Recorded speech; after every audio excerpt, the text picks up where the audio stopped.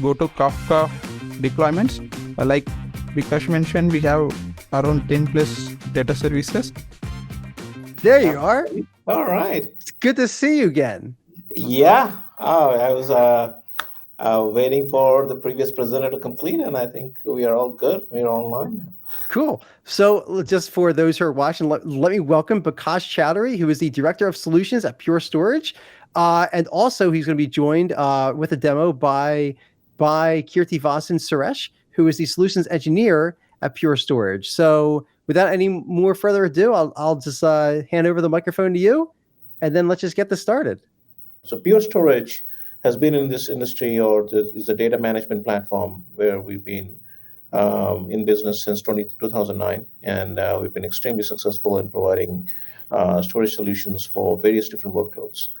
Portworx joined into our family recently in the last few years, and we've been extremely successful in positioning ourselves on the Kubernetes space, specifically with Portworx, because of the ability of doing some robust data management capabilities, along with performance, as well as the security of data, not only on premise, but also in the cloud. So basically, it's all about a cloud operating model that we are trying to base our entire infrastructure and the portfolio that we have, including Portworx, as to it's all about data. Application and data is what is it matters to the customer, and how do we actually manage the underlying infrastructure and make it the data more portable.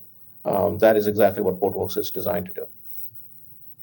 And so, what ways does the Pure Storage? What ways does Pure Storage tend to like simplify their management of the Kubernetes environment? Yeah, that's a great question. So, first of all, a lot of people, at least people who are new to Kubernetes, have a huge challenge in actually setting up Kubernetes. And I've been flooded with a lot of questions and challenges and pointers and guidance as to how do we actually get this environment up and running. So I think there is a lot of different tool vendors and orchestration tools available out in the market today, which simplifies this process. But there's still we have got flavors like Rancher and OpenShift and all of that stuff from a Kubernetes perspective. But at the same time, there's a lot of customers who still invest on open source version, the vanilla Kubernetes, and they do have to go through a manual way of configuring and setting it up. So I think getting that piece to automate and simplify the process of enabling and onboarding customers to a Kubernetes cluster, that's very important. And then once you start to run your applications, which are mostly stateful, and that's where it needs a storage component, which needs some kind of persistent storage, because a lot of the applications are needing a persistent storage. Not all of them are what you call transient data, which can be thrown away. And that is where I think Portworx comes in big time, because this not only provides the persistent nature of the storage in respect to where you're running the application in Kubernetes cluster. That cluster could be on-premise, could be any cloud provider, or in Equinix Metal. And that is exactly what we are talking about today, is most of our focus is going to be in Equinix Metal, because that is where customers don't have their own data centers, or they would like to start an application or an environment to run a business where they are trying to leverage a physical server-like environment, which is what Equinix Metal is providing. That's called Metal, bare metal servers. So how do you run your Kubernetes cluster on it? So either you can bring your own cluster, create your own cluster and run it on your own, or Pure Storage can also provide automation tools to automate this entire from scratch, and then you get to run your applications on top of that. So that gives you the Kubernetes part. Then comes the Portworx part. Again, that is the main area focus of this particular engagement with Equinix Metal was to automate this entire Kubernetes, the Portworx part once the cluster is created. So Portworx is one of our product portfolios, where we are actually offering that along with other products that we have in our portfolio today. But how the customers can apply and implement that in their environment in a Kubernetes cluster. So we have simplified that using Terraform. That is the main automation tool that we are using for automating this one. And once we have the Portworx all automated, then we go to the next level, and that is what the crown jewels are, is how do I run my data services? And that is, again, another offering Portworx does, or Pure Storage does, which actually gives you a lot of different databases and data services that we can run automatically with some best practice recommendations already ready for the customer. You don't have to do anything.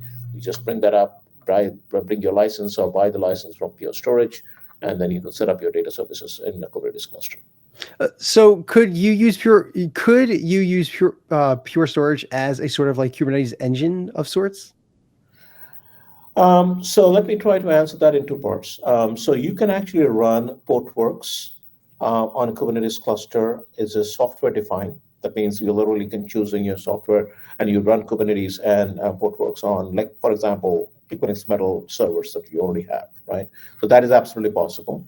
But every software-defined storage has got its own limitation from a scalability perspective, because you can keep on adding more servers. But again, there is going to be a management overhead, and obviously there's a cost factor. All of that stuff works. So what happens is when you look for performance scalability and really want to grow the cluster really, really big, you can do that with software-defined. There's nothing stopping you to do that. But if you really want to contain this and have much more control, performance, and manageability perspective with some optimized cost, with the storage efficiency and all of that stuff, then I think you need to be also focusing on array level, which we have got a block level offering called Flash Array. We have got a file and object store, which is also called FlashBlade. Now, you can create your storage class from your Kubernetes cluster and Portworx, which can point towards these arrays, which are sitting in the Equinix Metal. Now, for the purpose of this particular presentation, we have not included that in the automation. The automation is strictly really limited on the Equinix server, where we are installing the Kubernetes cluster, as well as running Portworx and PDS on top of that.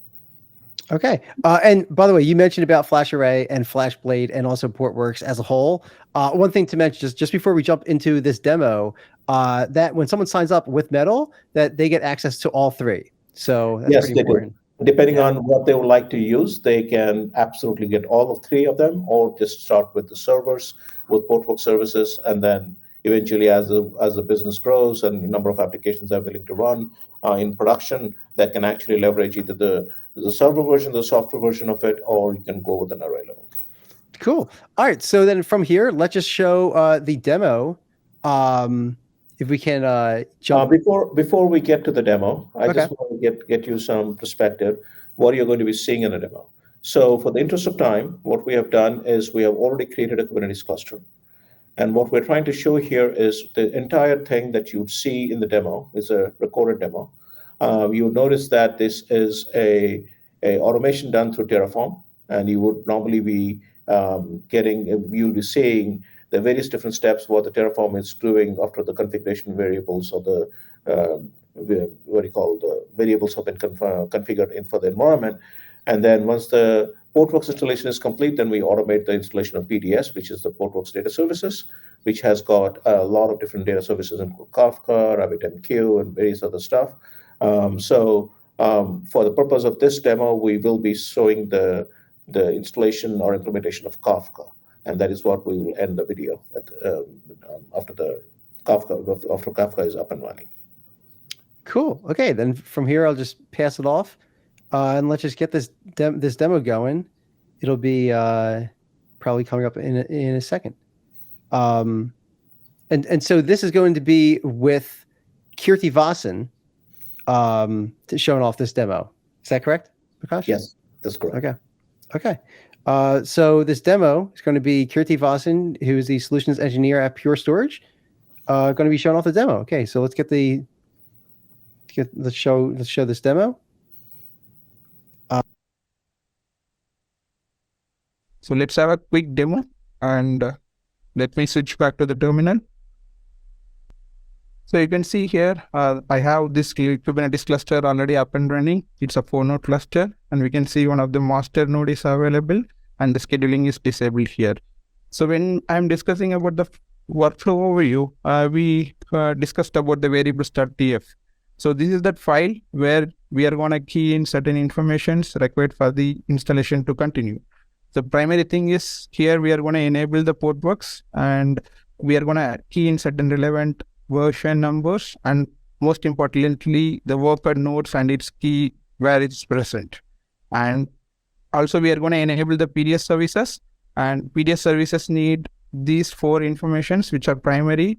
And before user triggers this automation, we expect him to be onboarded to Equinix Metal as well as the PDS. So from where he can get this account ID, token, and tenant ID and those stuff. So this is the information user gonna feed into this. And once he is done with this, all he can do is he can do a plan and apply. So let's do that quickly, and let's see what it does in the background.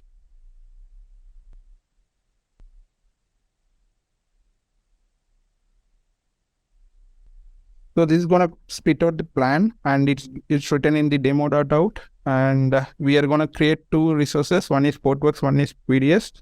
So let's quickly apply that and see what it happens.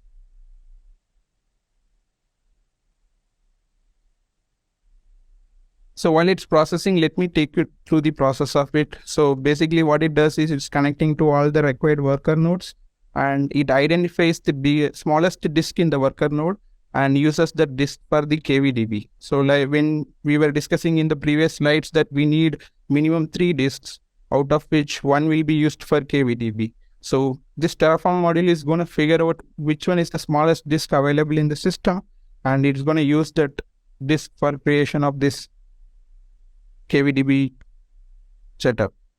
So here we can see that it has created these KVDB disks already, and it has proceeded with the Portworx installation. And this Portworx installation is going to take 5 minutes of time. Meanwhile, we can see the other parts of it. So like what is happening in the background is it's going to set up all the pods relevant to Portworx, and the pods will take certain time to come up. So that's why we have 5 minutes of time over there. So meanwhile, let me show the console of Portworx and the Equinix.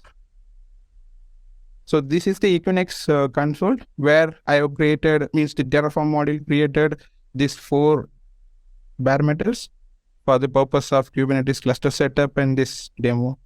And this is our Portworx PDS deployment page, where once the automation is completed successfully, you will be seeing a new target added here. And using that new target, we can bring up Kafka data services. So that's what we are going to see in some time. And so this is the repository which I'm using currently for this demo. So like we mentioned, either you can start from the scratch, or if you have a Kubernetes cluster already, you can just key in the cluster information and bring up the Portworx and PDS services. So you can use this repository if you have the cluster already. And if you don't have the cluster setup and you need to do from scratch, you can go through this repository and follow the directions given in the GitHub page, and you can bring it up without any issues.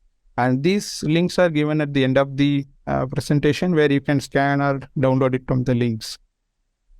Let's go back to our automation. What's happening? Yeah.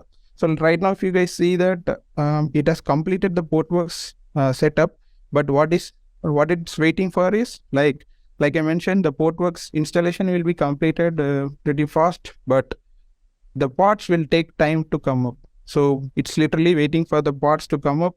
And once the pods are up, it's going to initiate the PDS services module, where it's going to integrate this cluster into the PDS UI, which we saw some time back. So while it's doing its installation, let's talk about certain observations I've experienced during this automation. So the key thing here is the auto-handled volume placement strategies from Portworx. So when it comes to Portworx, it's going to always place the volume very close to the host where the pod is running. So that helps us in handling performance issues or bringing up the performance up to the speed. So that's auto-handled from Portworx. We no need to worry about it. And when it comes to the installation of the Portworx in the Kubernetes setup, user should be aware of certain kernel dependencies, where it is documented in our docs.portworx page. But in case of users are using our automation, it's automatically handled. No need to worry about it. And next observation is, like, we have used PDS service account to have the integration done. But in future, that method will be replaced.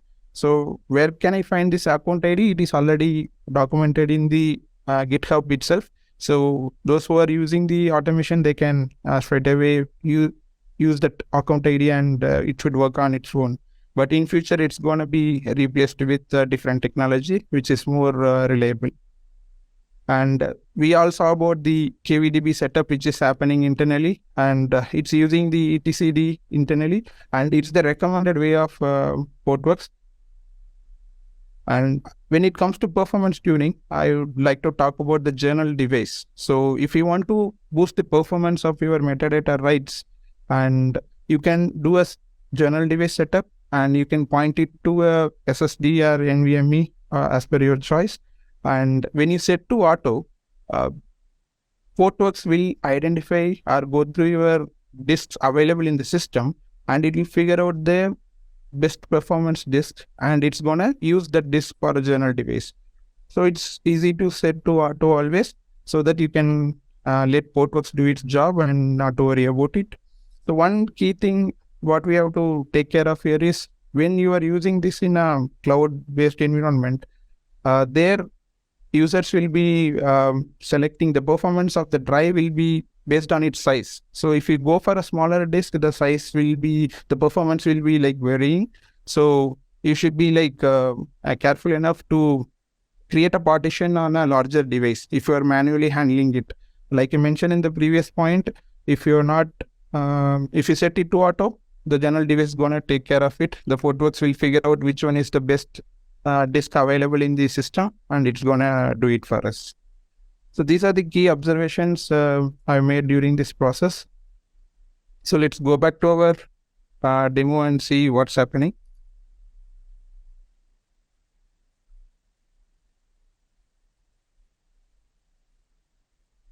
And I would like to show this page where we discussed about supported kernels.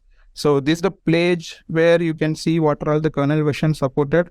Like I mentioned, if someone is manually deploying Portworx, they have to take care of this kernel dependencies. Whereas in the case of automation, it is taken care automatically. So we are back to our Terraform module page. Here you can see that the Portworx check has been completed and the Portworx cluster is up. And right now it's proceeding to PDS install using Helm process. So in this space, what it is doing is it's taking this cluster and integrating it to our PDS UI page. And you can see like within no time, it has completed both Portworx setup and PDS as well. So we should be seeing this target available here. Yeah, we can see this here, which is like Equinix test PDS. And you can see it's added recently and it is connected and it's fine. So now let me show how to use this cluster to bring up a Kafka data services.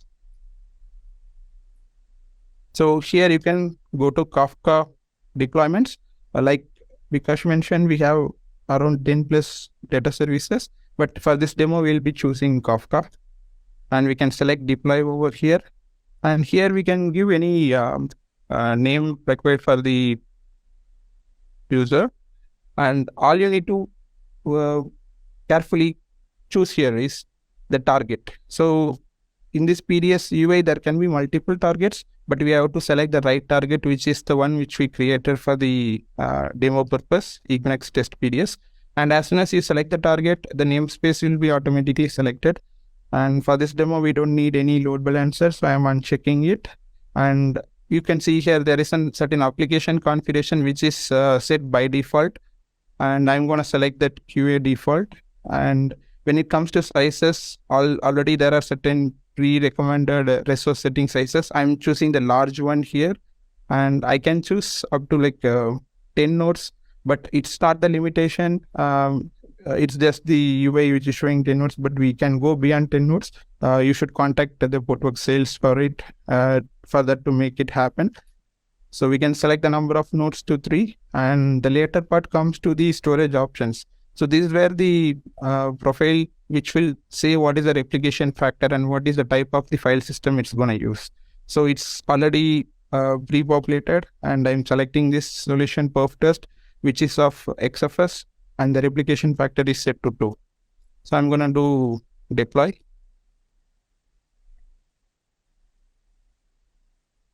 So in the background, it's going to create these pods in the cluster which we created newly, and those pods going to come up slowly. And once the pods are up and the user is ready, it's readily available for the user to go. You can see the progress happening here and what is the task it's doing over here as well. And totally it has completed the 18 events. And you can see that one of the pod came up. It's showing node 1 is running and node 2 is coming up.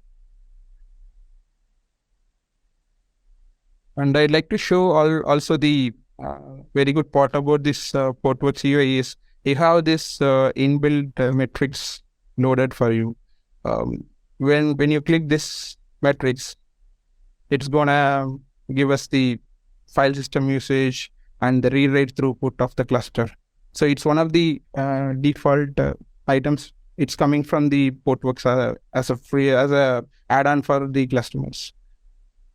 So right now we can see that all of the 3 nodes are up, and that's it. The user can bring up their Kafka cluster just like that. So I'm done with this demo part. I'm handing over it to Bikash. Okay, that was a great demo. So thank you to Keerthi Vasan for that. Any thoughts, Bikash? No, yeah, I just wanted to highlight a few data points here. So this, as I said, the entire demo was done through Terraform, automated from scratch. So it gives a lot of what you call automated approach to set up not only Portworx but also the PDS component of that. There are two things the other thing I wanted to highlight was the GitHub location. So if anybody would like to go to the Equinix Labs location that was there in the demo, that will give him the module that was developed, which is going to be automating using Terraform. There's a lot of documentation available in that GitHub page, and also there is a reference to the Portworx page where it actually gives a little more description. There is a white paper that is going to be released very soon, which has got all the details. That is a work in progress right now, but it's under review. But once the paper is ready and published, that will give you a lot more details about what the entire automation is about. Yeah, let's see if this will work. I'll throw it in the chat. So that is the GitHub repo that Bikash was just referring to. If it worked, if throwing the link into the chat worked, then I just threw it in. So I had one question, and we will add this also in the video description too for all the links. So one of the questions that I had during this demo is that there was a metrics button at the upper right of the page on your GUI. So that showed the actual file system usage. Is that free with Portworx? Okay. Yes, that is included in it. That's the thing, because we got a lot of good stuff already included in it. So it's going to be out of the box experience when anybody would be going with PDS and Portworx. And so is there? Well, so we have a couple of minutes. Let me just go and see if there were any questions during the demo. As they pop up, then I'll ask. But we just have about 2 or 3 minutes left. Is there anything that you wanted to talk about with where people can find your work and maybe learn more about the products and services that and Pure Storage offer? No, absolutely. And I think the paper will be published. It's under review right now, and that will have a lot of good information, not only about the links that has already been there. We have been updating the GitHub location for Equinix Labs, but we also have our own GitHub location, which is also part of that documentation. But one of the few things which I would like to highlight is what you find in this automation is all about best practices. When you're installing Portworx, what are the minimum requirements you need to have to configure, set up and configure Portworx is all automated and is part of that automation scripts for Terraform. So you don't have to really look for any best practices because we have designed this for a production environment. It's not like you're going to be setting it up for some testing purposes. You can do it if that is a requirement, but I think once we have a Portworx environment set up and ready to go, you can literally go ahead and start running your applications from day one. Okay, great. And Marcus says here that the UI is slick, managed databases on managed storage solutions. Yeah, I think that it actually looks pretty slick too. And plus, it helps that like Keerthi knew how to kind of run around it too. And thanks to Marcus and Oscar, who've been very supportive and helping us through this entire integration process. And it was great working with them. Yeah. And so one thing that I do want to mention is that this 12-minute demo is actually 12 minutes of a full 47-minute demo that both you and Keerthi Vasan did together. So I just wanted to just do a shout out to watch that and to subscribe to this channel to watch that video for the full for the full 47 minutes. We're going to be uploading it in the next couple of days. So this was just a one small snippet for this demo day. But there's going to be a longer, more in-depth, that video, the 47-minute video, will also include a lot about our product portfolio. The questions that you're asking in the beginning, they'll answer. So there will be a lot more slides that will capture a lot of that information and share that information. So I would say, or encourage viewers to actually watch that YouTube video or whatever format is going to be published officially, and then they would rather.